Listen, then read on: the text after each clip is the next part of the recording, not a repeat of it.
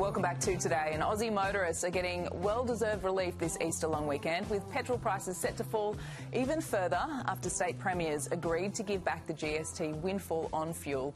Joining us to discuss today's headlines is Liberal Senator Dave Sharma and Independent MP Dai Le. Thank you both for joining me this morning and in studio on a Good Friday. I appreciate the effort.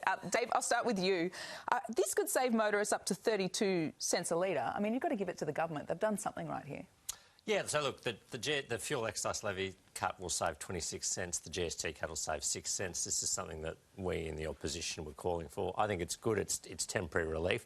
The one thing I am concerned about is the potential inflationary impacts of this relief down the track. I think there's a good case for it in the short term, but longer term we need to make sure that government spending is not fuelling inflation and causing the Reserve Bank to raise interest rates. Absolutely, and a big question mark still over our fuel supply. This doesn't tackle the issue at all, does it, Di? It's not clear what our fuel supply will look like at the end of the month. Yeah. Do you think... I've been, going back to, fuel excise, I've been calling for this since 2022 when on this program talking about the cost of living, and it's great to see the government's kicking and screaming, and now the opposition saying that they push for it, and I think some of our crossbench push for that. But anyway, whoever, doesn't matter whoever claimed the credit, it does.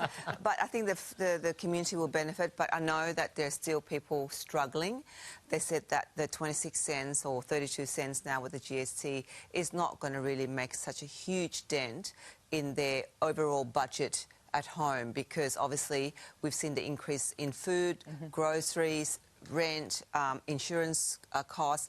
And I saw a truckie the other day. He said this is not going to do anything for us because, of course, they've got other costs to being a truckie as well. And, of course, the shortage of diesel, because diesel is one of the most used, we use more diesel than we produce here in Australia.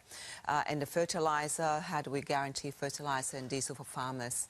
We can't do any of that until the Strait of Hormuz opens. Dave, Penny Wong joined talks with other nations to work out a plan for the Strait of Hormuz overnight. We don't know any of the details yet. Do you think we're going to get a clearer picture in the coming days? How are we going to get this strait open? I think we will get a clearer picture in the coming days. I mean, there's been these talks in London overnight. Australia was involved in those. There's talks happening in the UN Security Council in New York about potentially a UN Security Council resolution which would give authorisation for countries to use military force to patrol the Strait of Hormuz. The Gulf states in particular, the countries that export through the Strait of Hormuz, Saudi Arabia, Bahrain, Iraq, Kuwait, they've got a huge interest in getting this open.